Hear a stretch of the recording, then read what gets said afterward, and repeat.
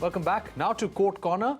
After 12 years of investigation, the CBI has given a clean chit to former corporate lobbyist Niira Radia. The CBI said it did not find any criminality in the taped conversations of Radia with politicians, industrialists and government officials. Remember, government had intercepted these conversations between 2008 to 2009 as part of a probe into tax evasion. Ashmit Kumar joins us with more. Ashmit, major relief for Niira Radia. This has been going on for almost a decade now.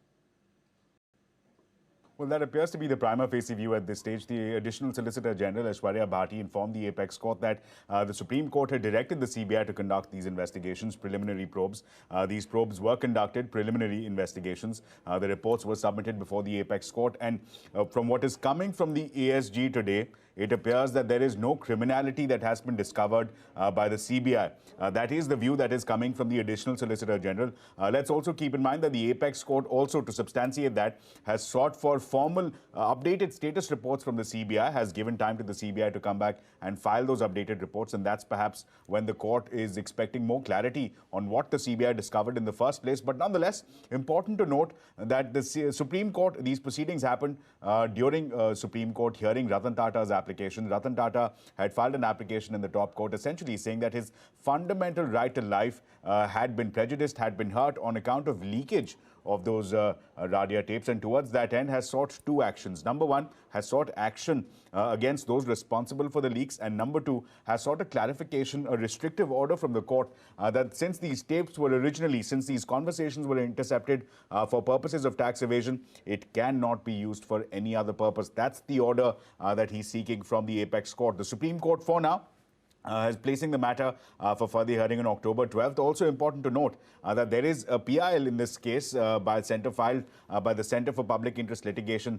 They are seeking, citing public interest for making these tapes public and for allowing them to be, for sharing them on the public domain. That's another application that will be decided. So clearly, more clarity awaited on October 12th. For now, the ASG informing the court that CBI has not found any criminality in those conversations. All right, CBI finding no criminality in the Niira Radia tapes. Let's move on. CBI has arrested ABG Shipyard Group's founder and chairman Rishi Agarwal in connection with an alleged bank fraud worth 22,800 crore rupees. The CBI has accused the company of duping a consortium of 26 banks which had lent to the firm, making it the biggest fraud in India's banking history.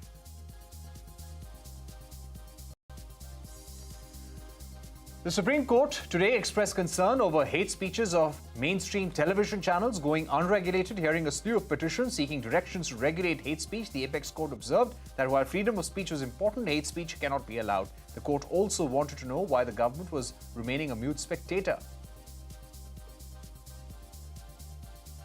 Meanwhile, the Mumbai police submits charge sheet in the mobile loan app case, claims to have frozen over 400 accounts with around 14 crore rupees in balance. Police also claim to have frozen over 200 crypto wallets which were used for routing money out of the country. The police has arrested 18 people and said 10 more arrests are to be made involving Chinese nationals. The government has made new appointments to the PM Cares Fund. Ratan Tata has been named as a trustee along with former Supreme Court Judge K.T. Thomas and BJP leader Karya Munda, who also served as former Deputy Speaker of the Lok Sabha. Former Comptroller and Auditor General Rajiv Mehrishi, philanthropist Sudha Murthy and Teach for India co-founder Anand Shah have been nominated into the advisory board of the fund. And before we wrap, the Hurun Rich List for 2022 is out and Gautam Adani is on top. There are some other interesting data on the super rich. Shilpa Rani Peta is here with more.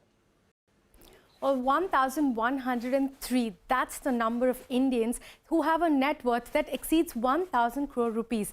This number is as of 31st of August 2022, according to data compiled by IIFL Wealth and Hurun India.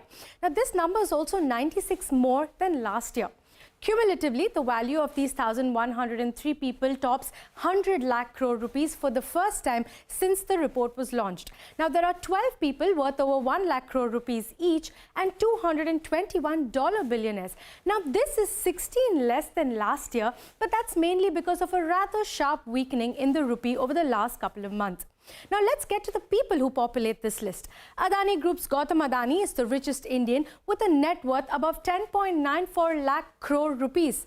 Reliance Industries Mukesh Ambani, Serum Institute's Cyrus Poonawalla, HCL Tech's Shiv Nadar and Ace investor Radhakishan Damani are some of the other notable names on the top of this list. Now the youngest on this list is a teenager, 19-year-old Kevalya Vora, who co-founded quick commerce app Zepto, which gained popularity as more and more people choose 10-minute deliveries. The successful listing also of beauty e-commerce retailer Nykaa has made its founder Falguni Nayar the richest self-made woman in India with a net worth of 38,700 crore rupees, overtaking Godrej Smita V. Krishna and Biocon's Kiran Mazumdar-Shaw.